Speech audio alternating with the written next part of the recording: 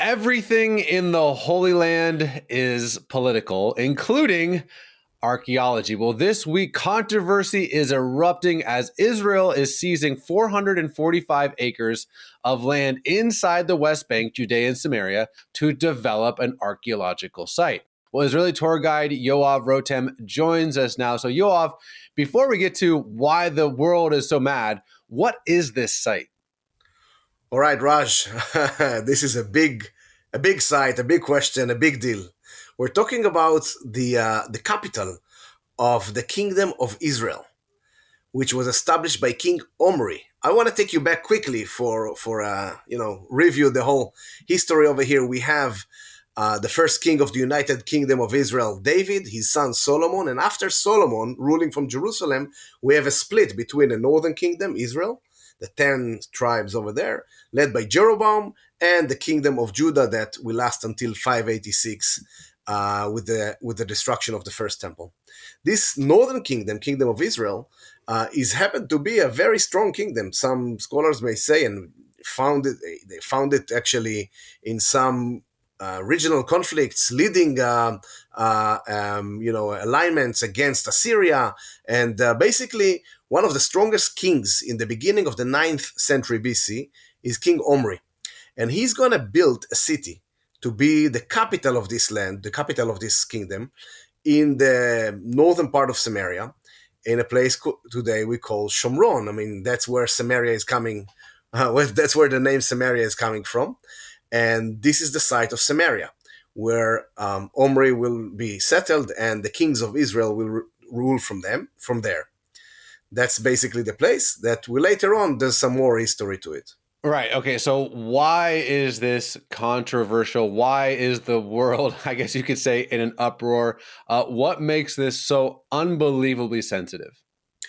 All right. So again, we have to have some background and knowledge about it. We're talking about what people may call Judea and Samaria. Some people may define it as the West Bank. This is a territory that was taken by the Hashemite Kingdom of Jordan in what we call the War of 48. We call it the War of Independence. And later on, in 1967, Israel is taking over it. Jordan, with the agreements between Israel and Jordan in the peace agreement of 94, is basically giving up the control over there. And we still have kind of like a disputed territory. And this is what everyone, West Bank, Judea and Samaria, talking about today. And over there, we have three types of zones. Since the 1990s, during the Oslo Accords between Israel and what's called the Palestinian Authority, which was established in the beginning of the 1990s during the Oslo Accords, the land over there, the West Bank and the Judea and Samaria, was divided into three zones, which are blended together. They're not one here, one there. They're all around each other, A, B, and C. And the area where the capital of Samaria, Shomron, the capital of the King Omri, which, by the way, they found remnants and remains to the palace of Omri the king, and over there it's in an area that is under, or even the area around it and the roads that's supposed to lead to it are under B zone, which is some of it is under a civilian Palestinian control, and some territories over there are Palestinian private territories. And what Israel is trying to do is to develop the site, because this site has been under catastrophe, not excavated well, not developed well. And we're talking about, just to emphasize it, we're talking about a site parallel to Jerusalem and its importance of that time, in a way that we're talking about two capitals competing each other, the capital of the Kingdom of Israel. And it's a big site. I've just been there a few months ago. I think I mentioned it in one of our former videos. And it's a site that is completely under no development. So Israel decided to take over some of the land, and I hope to offer compensations to the people, and to create a new road that will get into it, and a safer way to come into it, and to develop the site for visitors, if it's tourists or anyone who wants to visit there. Well, yeah, and basically anything that I can say in this moment will be misconstrued, and there everyone will have a political. Oh, he means this. He means this. I think a clear delineation for me, as someone who's been there dozens of times, there is an obvious delineation between archaeological sites that are under Israel's control and archaeological sites that are under the Palestinian Authority's control, right? I think of places like Joseph's tomb. I've been to, I always mispronounce it, but Shechem, Shiloh. Obviously those are in the West Bank, Judea and Samaria under Israel control. It's unbelievably confusing as someone who's been there dozens of times and studied it, because it's like right next to this and everyone's on top of each other. But Yoav, and I know it's murky water, but what is your opinion on this site? Yeah, as you say, it's very sensitive, and whatever I'll say, people will get mad or will be happy from various of sides. But if someone who's been there, obviously, if you are on a more of people that are going to get hurt from the decision in terms of their land going to be help me with the word Expropriated. I actually had a hard expropriated, time saying yes, that word too. by the government or by the to create something for the public. This is going to be not fun or not easy for them. Obviously, they're going to be against it. I think, as you said, I think there's supposed to be, if already the decision is being taken, and it's not my decision, not yours, it's the Israeli government decision to invest money over there. I hope that part of the money obviously will compensate the people that some of their land getting taken to developed, and also I hope that this site obviously will be open for all, and it will be secured and developed, and it's going to develop business around for Palestinians and Jews together. This is Mhm. my opinion. Again, I hope I'm sure I'm hurting someone in a Yeah. sense, in a way, but being there on top of the city, the ancient tell, we didn't mention we have big Herodian city that was built by King Herod, same guy with the birth of Jesus time. He built a city dedicated to Caesar Augustus, named Sebastia Augustus. Sebastia is the city, and that's actually the Arab village next to it is named after the Herodian city. So it's a huge, huge site, very connected to the Bible, Old Testament time, New Testament time, and very rich. Unlike Jerusalem, there's nothing on top of it, which means you can really excavate and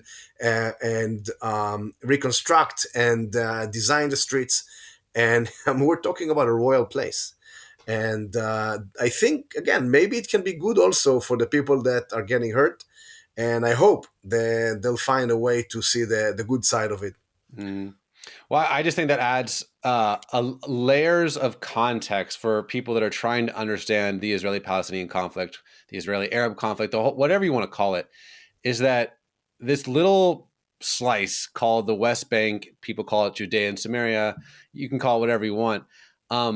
I think, and you have to correct me if I'm wrong, something like 80 to 90% of the Hebrew Bible, the Old Testament, takes place there. It doesn't happen so much in Tel Aviv or Haifa. It happens in the hills of Judea and Samaria.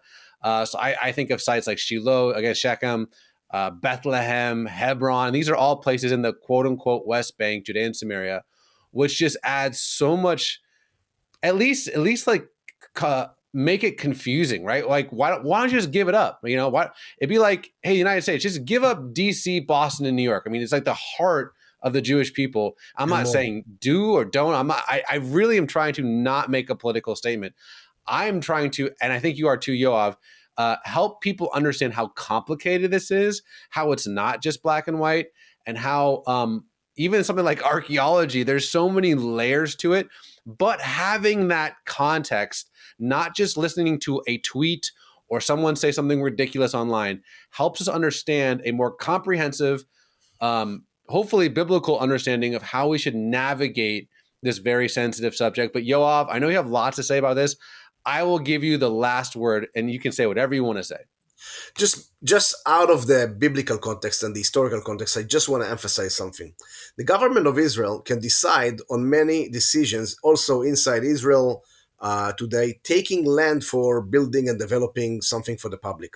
Happened before, and unfortunately, people don't know, but most of the land of Israel is owned by what we call the state of Israel or the Jewish people. That's the idea. 95%. 5% is private land.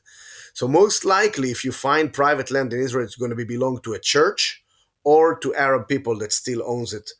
from the past, less to private Jewish people, because Jews always purchased as communities and as the Jewish National Fund. And but there is an equality in a way that also Jews can get hurt from the government sometimes if there is a decision to develop a public area, if it's for roads or something else. And it's always the balance and the way to look towards it and to see it.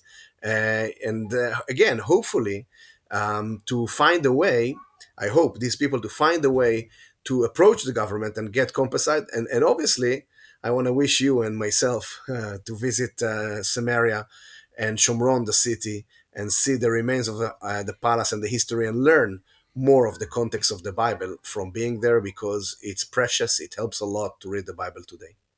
Yoav, toda rabba, achi, and God bless, my friend. Thank you.